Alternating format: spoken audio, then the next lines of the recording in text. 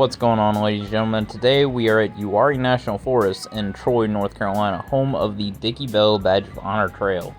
And the first thing you need to do if you're interested in coming here is stop here. This is El Dorado Outpost in Troy, North Carolina.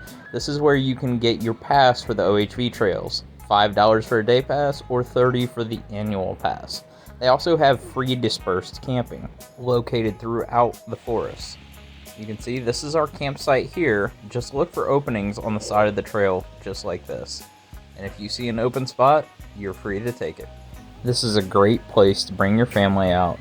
And it was just a quick overnight trip for us.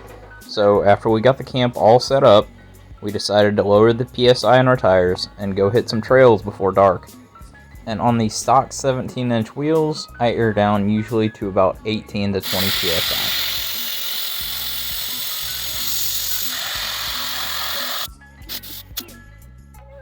Now this is the very beginning of a trail called Wolf Den. This is rated as the easiest trail they have here at Uwharrie, and it was a lot harder last year.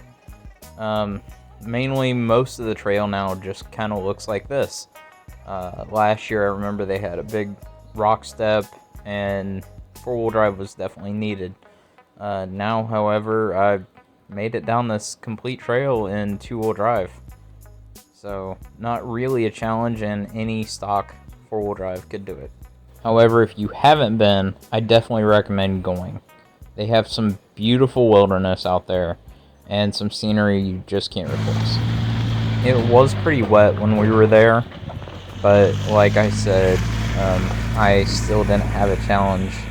Now, granted, I do have 33-inch Milestar Patagonias.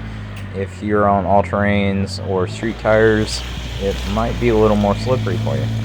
Now, most of these trails are comprised of ups and downs, little tests of your breakover angle.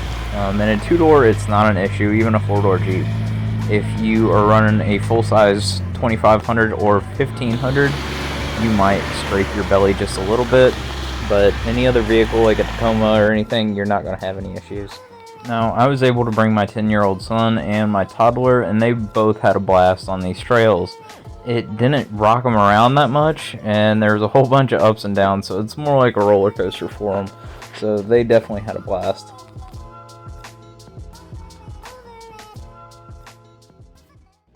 Now, unfortunately, I didn't have a ton of time out here, so I was only able to do 3 trails today. That was Wolf Den, Falls Dam, and Dickie Bell. And I went from the top to the bottom of Dickie Bell. If you're going out there for the first time, that's how I recommend trying it, just because it's definitely easier to go downhill than uphill. But the way I went, I didn't even turn on four-wheel drive the entire day I was out there. It might be different for you, but definitely go out there, check it out, because you will have a blast, and it has some beautiful scenery out there. Go out there, have a blast, but remember to tread lightly. Pick up any trash you see, be respectful of the trails, don't go off the trail and slam on trees, and just try to get through the trail as fast as possible. I've seen plenty of that this weekend, unfortunately, and that's the kind of behavior that gets these trails shut down. So this is pretty much one of the only major places on the East Coast that we have, so please respect it, take care of it, and hopefully we'll have it for a long time to come.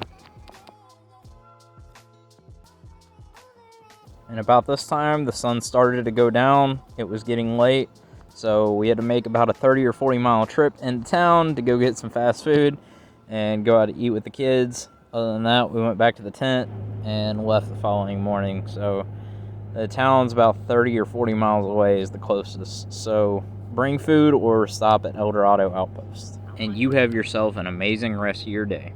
Thanks for watching.